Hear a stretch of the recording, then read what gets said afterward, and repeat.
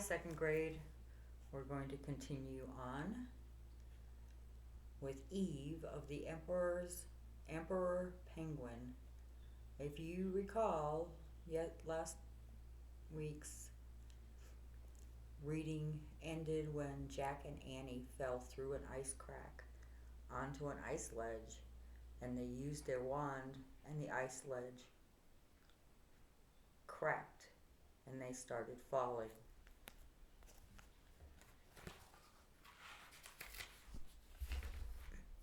Chapter 7.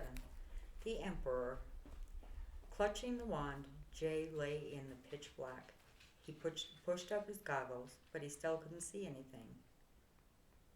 "You there?" It was Annie's voice. "Yes," said Jack. "You okay?" "Yes, but we're really in trouble now," said Jack. "We fell way down into a dark hole, and the wand doesn't work." He struggled to get up. "Well, maybe we should try again," said Annie. "What's the point?" said Jack. "We'll never get out of here." Jack and Annie were silent for a moment. "Hey, we're moving," Annie said. "Moving," said Jack. They were moving. The ice under them was gliding silently and smoothly through the darkness. "What's happening?" said Jack. "Maybe we're not in a hole," said Annie. "Look, there. There's light ahead." In the distance they saw a glimmer of light. As they kept moving, the light grew brighter. It grew brighter and brighter until they slipped out of the dark tunnel into the dazzling light. Now Jack could see that they were lying on a slab of ice, floating down a narrow river. "We're on an ice raft," said Annie. "What's happening?" said Jack. "I don't know," said Annie, "but I think maybe the wand did work." The ice raft floated through the light and shadow, past tall cliffs of ice. Then it glided towards an archway in one of the cliff walls. "Where are we going?" asked Jack.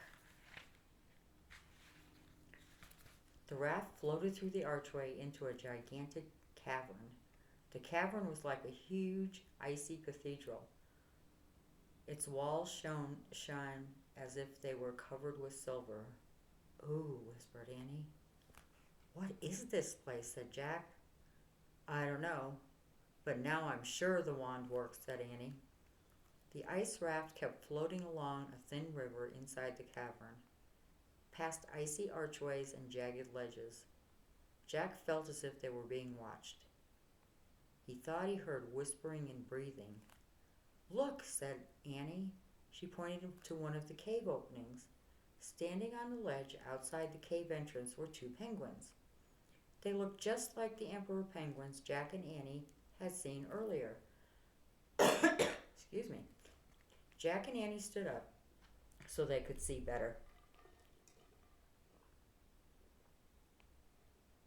As their raft floated towards the ledge, the penguin in front stepped back in the cave. The others didn't move. "Oh man," said Jack. The penguin wore a glittering crown. "The ancient crown," Jack whispered. "We just found it." Annie didn't say anything.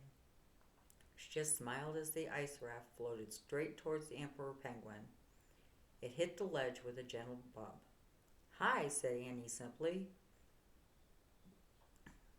The penguin made deep murmuring sounds. He didn't speak in human speech. But somehow Jack and Annie understood every word. "Welcome to the cave of the ancient crown." Annie bowed. The penguin has such dignity, Jack bowed too. The emperor spoke again. "Come." He beckoned with his wing, then turned. Annie stepped off the ice raft onto the ledge and followed the emperor into the cave. Jack put the wand into his pack. He hoisted the pack onto his back and tried to balance his weight so he could step from the raft to the ledge. "Hurry," Annie said, poking her head out the cave. "I'm coming," said Jack. He leapt from the raft onto the ledge, then hurried into the cave. The cave of the ancient crown was sparkling. Icicles hung everywhere.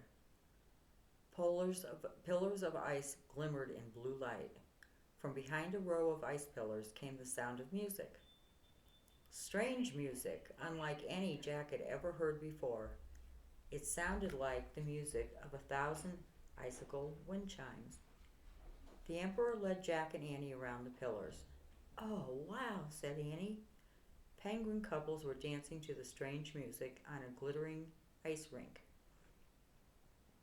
Pink and blue lights spilled over the dancers as they gracefully glided and turned. Some penguins danced silently with their eyes closed. Others touched beaks. A group of baby penguins danced together, hopping and sliding on the ice.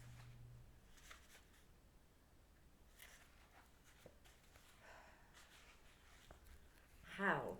How could this be happening? Stammered Jack. "Don't ask," whispered Annie. "It's magic." A murmur went through the ballroom as the penguins began to notice Jack and Annie. Through the strange music kept playing, all the dancers came to a stop. None of the penguins seemed alarmed, though. They all looked at their visitors with calm and friendly faces. The Emperor spoke to Jack and Annie. "Word reached us earlier that you saved one of our own. We have been hoping to meet you." Puzzled, Jack looked at Annie.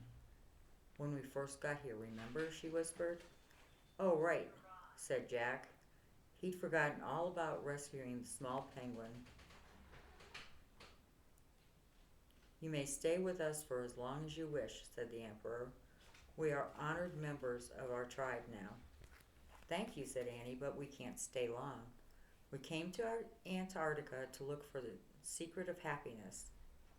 "To save one of our friends," said Jack. It felt natural to tell the Emperor and his tribe the truth. They lived in a world as magical as the world of Camelot. "His name is Merlin. He's the magician of Camelot, and he's really sad." The penguins began murmuring and whispering to one another. Jack couldn't understand what they were saying. From the back of the crowd, a baby penguin waddled forward, the tiniest one in the tribe. "Oh, look," breathed Annie. Jack grinned from ear to ear. The baby was a fuzzy gray ball with big dark eyes. It was even smaller than the young penguin they had saved. The little penguin waddled up to the Emperor. "Peep, peep," she said. The Emperor looked down at her. "Peep, peep." "She says she wishes to go with you," said the Emperor. "She wants to help your friend." "But she's so little," Annie said. "What about her mom and dad?" "She's an orphan," said the Emperor. "Her parents were lost in a terrible storm. But she is very brave and full of joy. I know that she will bring happiness to your friend, Merlin." Annie turned to the baby penguin. "Thank you," she said. Then she leaned over and patted the penguin's tiny head. "Oh, touch her, Jack. She's so soft." Jack patted the baby's head too, and as he touched her soft little feathers, she tilted her head and stared at him with big eyes. Jack felt a wave of tenderness for the baby penguin. He couldn't believe she was an orphan. Tears came to his eyes, but he quickly blinked them away and cleared his throat. "Thanks, Penny," he said. Jack giggled. Annie giggled. Jack couldn't believe he had just named little penguin Penny. Usually Annie was the one who named the animals.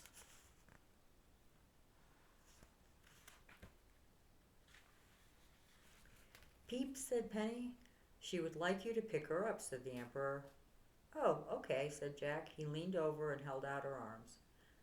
Penny snuggled close to his parka. "Peep." Jack laughed and picked Penny up. He held the little penguin tightly. The Emperor turned to the crowd. He said something Jack couldn't understand. The crowd parted to make a path. The Emperor nodded at Jack and Annie. "Let us go now," he said. As Jack, Annie, and Penny left with the Emperor, The penguins flopped their wings against their body, applauding. Goodbye, Annie called to the crowd. Jack smiled and waved. Peep, said Penny. The icicle chime music grew softer and softer as Jack and Annie followed the Emperor through the cave. The tall penguin led them outside onto the ledge. Thank you for your help today, he said. Thank you for letting Penny come with us, said Annie. We promise to take good care of her.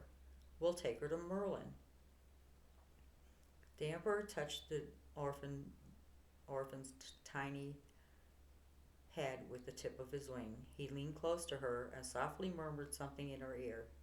Peep, Penny said. The Emperor looked up at Jack and Annie. Silently he bowed to them and they bowed back. Then the Emperor Penguin turned and walked back into the cave of the ancient crown. Jack sighed. For a moment he hated to leave the enchanted world of the penguins. Oh, she's cold, Jack, said Annie. Jack looked down. Penny was shivering in his arms. Put her inside your parka, Annie said. Jack unzipped his parka and carefully placed the little penguin against his sweater. He pulled the zipper back up. He held Penny close to him. Perfect, said Annie.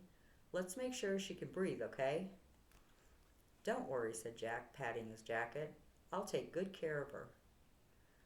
Do you think we can use the wand now to get back? Jack nodded. I think so, he said. I can't think of any other way. Should we tell it to take us to the treehouse? Asked Annie, or Frog Creek, or Camelot? No, we have to go back to the mountain first, said Jack. If Nancy finds out that Pete never picked us up, she will really have a heart attack. Oh, right, said Annie.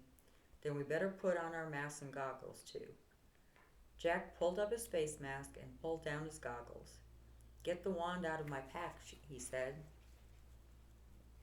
Annie reached into Jack's backpack and pulled out the wand. Okay, ready, she said. Jack patted his parka, comforting the baby penguin.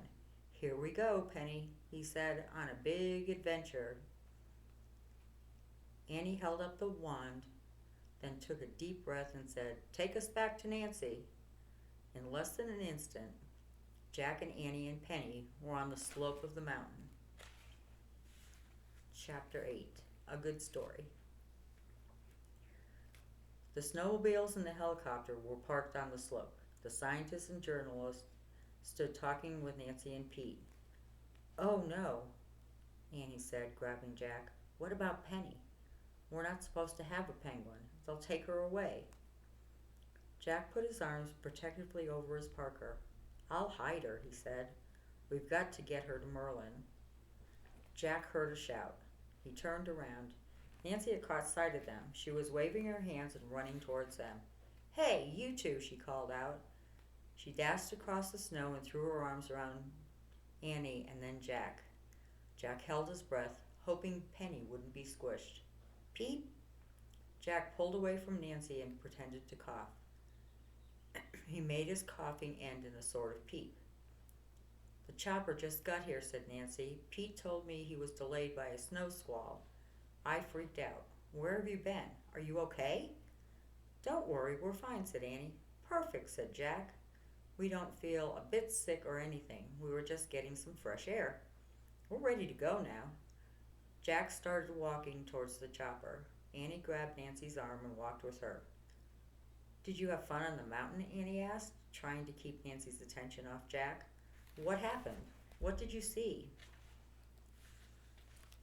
We saw a lot of things, but I was worried about you guys the whole time, said Nancy. Your parents must be frantic back at the station. They had their own expedition today, said Annie. They study penguins. Peep, what was that? Asked Nancy. Jack did his weird cough again. Are you sure you're all right, Jack? Nancy called after him. I'm perfect, he said. As the three of them approached the others, they were greeted with cheers. Nancy must have told everyone they were just little kids, Jack thought. So glad you're safe, young man, said Allie, the biologist. He slapped Jack on the back. Penguin peeped, and Penny peeped, and Jack coughed. Sorry you couldn't make it up to the top, said Kim the photographer. That's okay, said Annie. We still got a good story. Did you now? Said Lucy, the space scientist. Yeah, a really good story, said Annie. Excellent, but you mustn't tell a soul, said Tony the journalist, or one of them will steal it. Tony laughed and the others laughed with him. Okay, we'll keep it a secret, Annie smiled. Pete opened the door of the chopper. Brave little kids first, said Annie. Oh, brother, thought Jack. Nancy ushered Jack and Annie towards the helicopter. They scrambled up the steps, climbed aboard, and sat down. As the others climbed in and got settled, Jack loosened his seatbelt so he could buckle it up without crushing Penny. Peep! Jack coughed, but to his relief, Pete started the engine. The rotor blades began to spin. Headphones, yelled Nancy. Everyone pulled on their headphones. Nancy gave Jack and Annie a big smile and a thumbs-up sign as the helicopter lifted off the mountain slope. I love late spring evenings in Antarctica, Nancy said to the group. Jack looked out the window. The evening sky was lavender with streaks of pink. This light always reminds me that we're in a different world from the world back home, said Nancy. Jack and Annie smiled at each other. If only the others knew how different worlds there really were. The chopper swept up through the soft light of the cold sky, up the slope of the burning mountain, past the orange-red lake of boiling lava, over white fields of ice and snow, until finally it landed at the heliport where the red bus was waiting. The chopper blade stopped spinning. Pete gave the signal. Then Jack and Annie followed Nancy and the others out of the helicopter. Jack held Penny in place under his parka as he boarded the red bus. He sat with Annie near the back. Nancy took the driver's seat and started the engine. As the bus rolled along, Jack peeked inside his parka. Penny looked up at him. She blinked a few times, as if she were worried. Jack patted her gently until she closed her eyes and fell asleep. Jack kept patting the front of his parka to comfort Penny. He looked out the window and patted the baby penguin the whole ride. As Penny snuggled close to Jack, none of his worries of the day mattered anymore. His fear of falling into the lava lake, his dread of altitude sickness, his embarrassment at being caught by Nancy. All the cares and confusions of the day were wiped away by his feeling for the orphaned penguin. When the red bus stopped at the station, Jack and Annie followed everyone down the aisle and climbed off. As the others stood talking in a group, Jack and Annie started walking away. We're leaving now. Bye, Annie. Bye, Nancy, said Annie. Bye, everyone. Thanks for everything, called Jack. Oh, no, you don't, said Nancy. She grabbed them both by the sleeves of their parka. I'm not letting you two out of my sight again, not until I hand-deliver you to your parents. But our parents are still on a penguin expedition, said Annie. Then I'll take you to where you're staying, she said. Come on. Clutching their parkas, she started walking them towards the building. You all must be staying in the wildlife quarters, right? Yes, said Jack. Nancy led Jack and Annie to a building at the edge of the compound. There you are, home safe and sound. Thanks, said Annie. Bye, said Jack. He was desperate to get away with Penny. Wait, said Nancy. Oh, no, now what, thought Jack. I'm still worried about you guys, said Nancy. Are your parents really here to study penguins? I want you to tell me the true story now. Annie heaved a sigh. Okay, the true story is that Jack and I came alone to Antarctica in a magic treehouse. Annie, said Jack.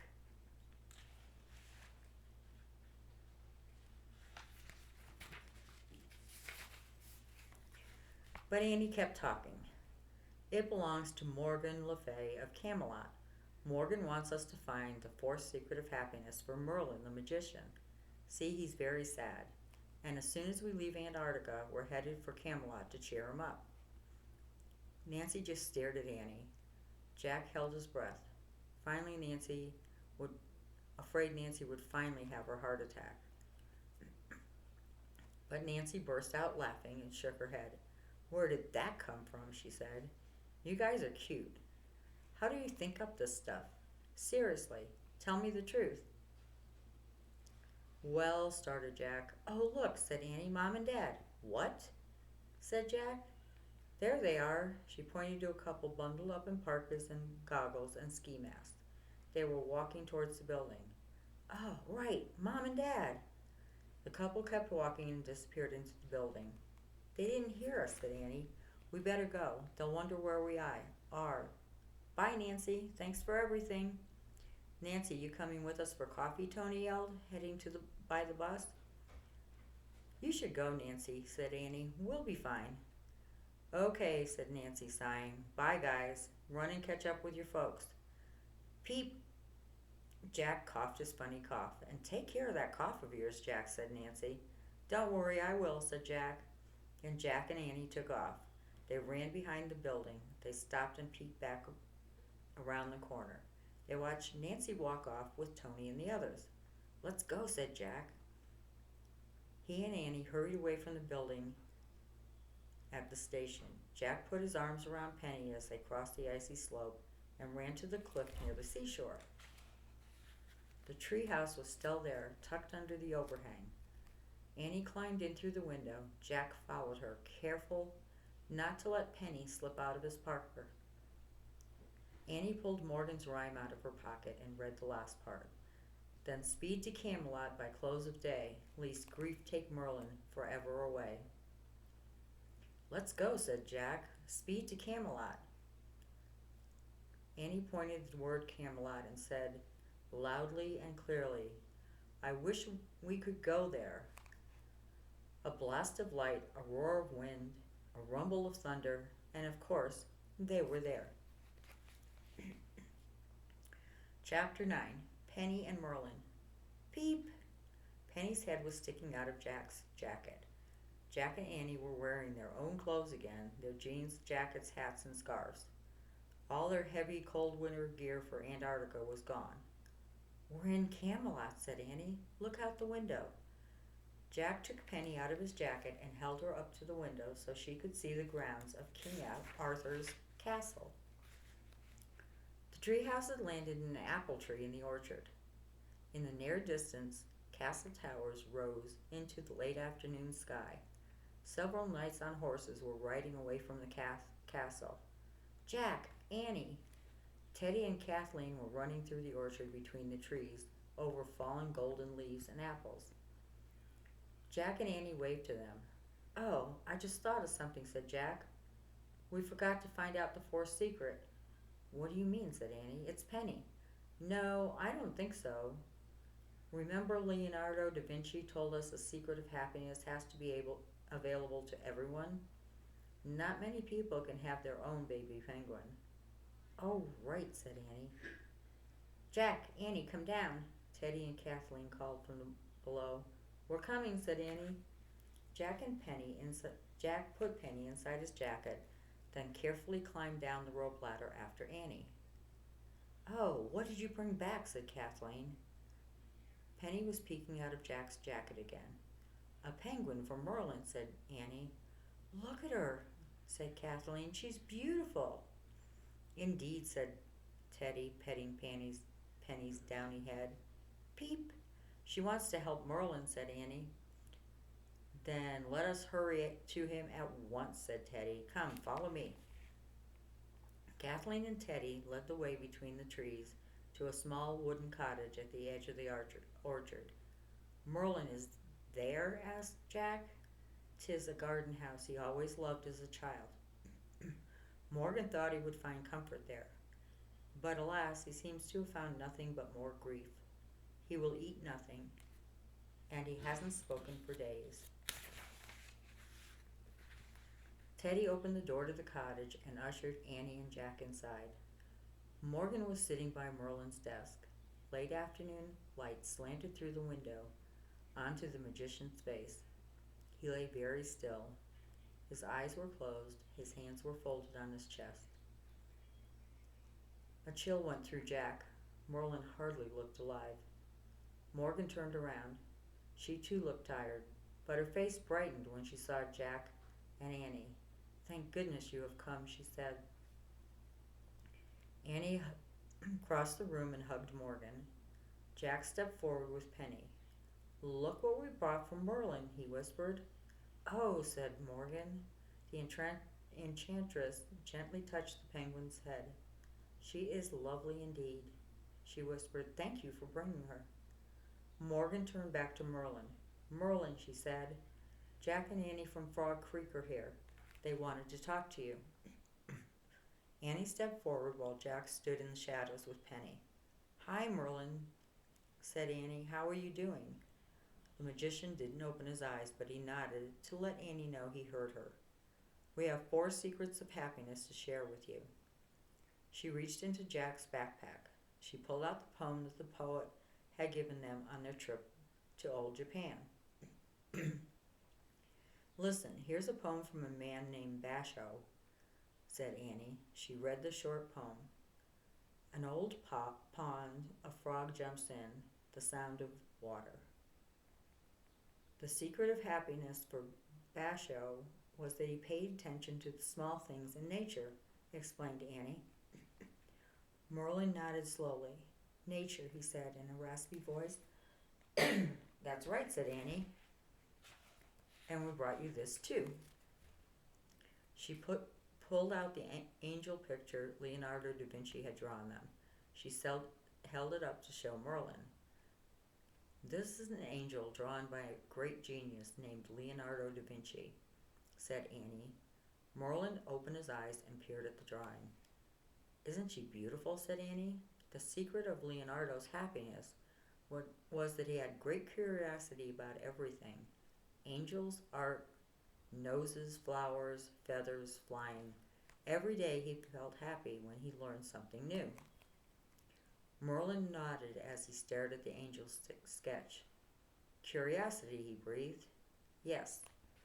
Here's the 3rd secret," said Annie. She reached into Jack's pack and pulled out a nautilus shell they had been given on their trip to the deep ocean.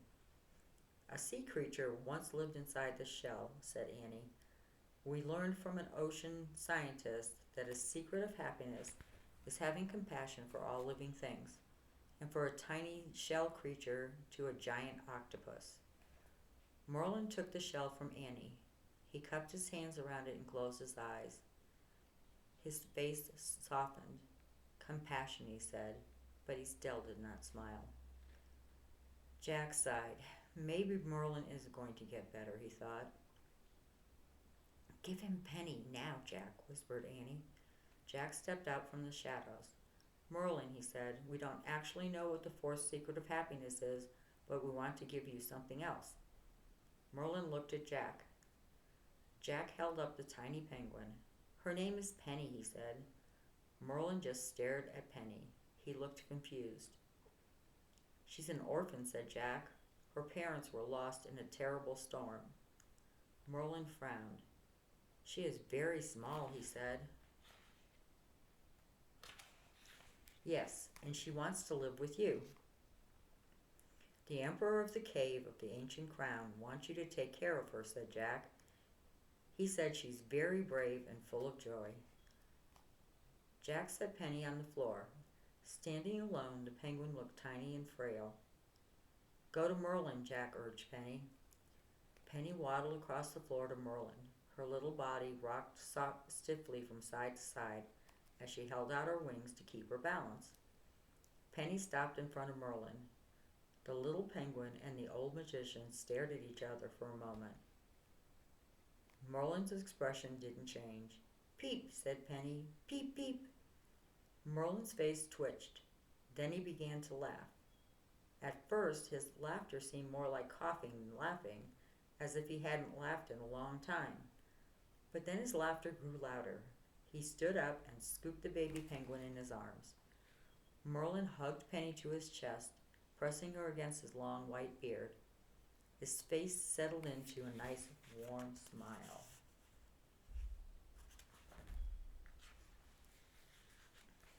It is your destiny to care for her, Merlin, said Morgan.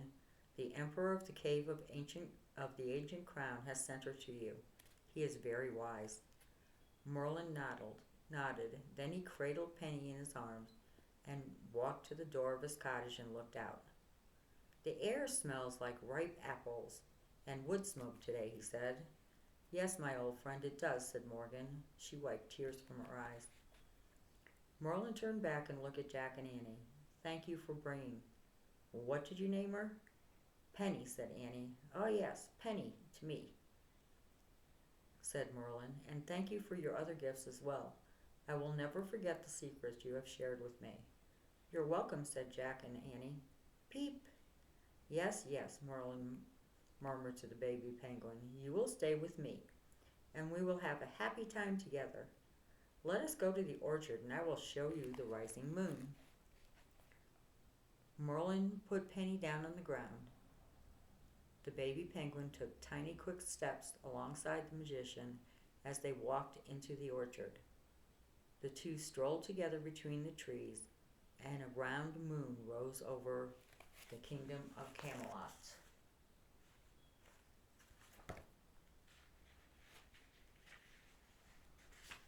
Chapter 10, The Secret. Well done, Teddy said softly. Indeed, said Kathleen, smiling at Jack and Annie. Morgan smiled to them too. Thank you for your 4 secrets, she said. You're welcome, said Annie, but we're not exactly sure what the 4th secret is. I told Annie I don't think it could be a baby penguin, because in our time people aren't allowed to have baby penguins. That's true, said Morgan. But people can always take care of someone or some creature who needs them. Oh, that's the secret, said Annie. Morgan nodded. Taking loving care of another can make one very happy, she said, like the other 3 secrets. It helps us look inside ourselves. Then we can see better all the gifts the world has to offer. Yeah, and take care of Penny. Really took my attention off myself, said Jack. I forgot about a million things I was worried about. I know you will miss her, said Morgan, but I imagine you will see her again someday. So are we going on another mission soon? Asked Annie. Return home and rest first, and we will send for you, said Morgan. Can you try to make it really soon? Said Annie. We don't like long rests. Morgan laughed. We'll see. Oh, before you leave, I want to take a picture of you 3 guys, said Annie. It's for my family project at school. You seem like family to me. Look this way, please. Annie aimed her camera at Morgan, Teddy, and Kathleen. Smile, she said. What are you doing? Asked Teddy. What are you holding? It's a camera, said Annie. Just smile. Say cheese.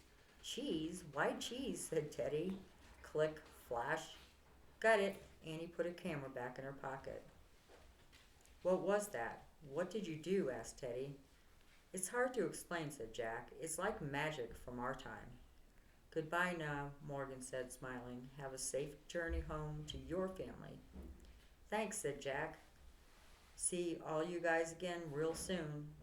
Real soon, we hope, said Annie. We hope so too, said Teddy. Goodbye, said Kathleen. Jack and Annie left the garden cottage and hurried back to the treehouse. They climbed up the rope ladder.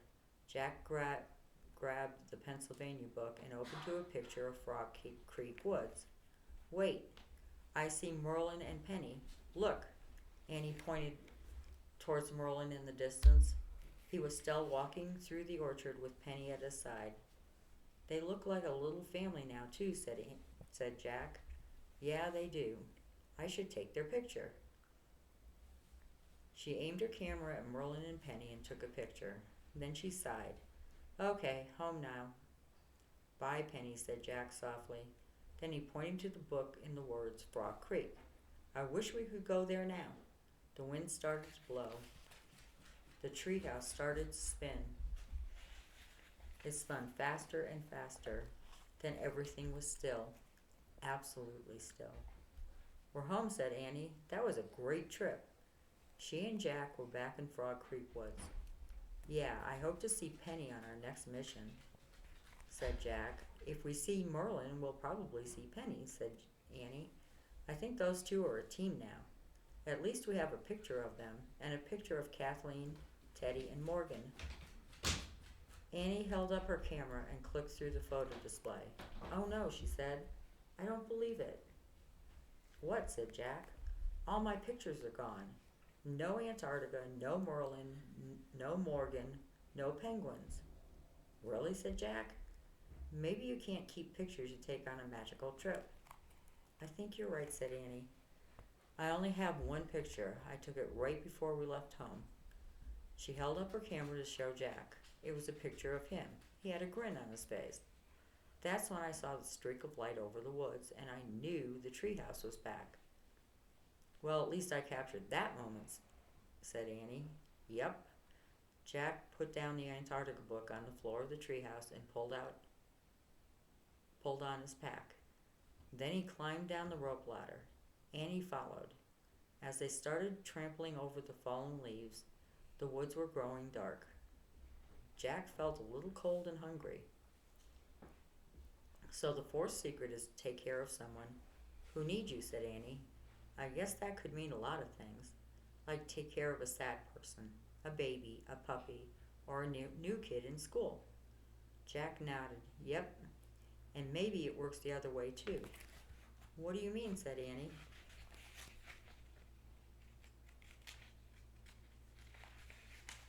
I think sometimes you can make other people happy by letting them take care of you, said Jack. Oh, right, said Annie. It seems to make Mom and Dad happy to take care of us. Like when you tell them to wear scarves and gloves, said Jack. And make us dinner, said Annie. And tell us to be home before dark, said Jack. We better hurry, said Annie. Yep, let's go make Mom and Dad happy, said Jack, laughing. By letting them take care of us, said Annie. The wind shook the tree limbs, and the leaves fluttered to the ground. Geese honked overhead as Jack and Annie hurried home through the chilly November twilight.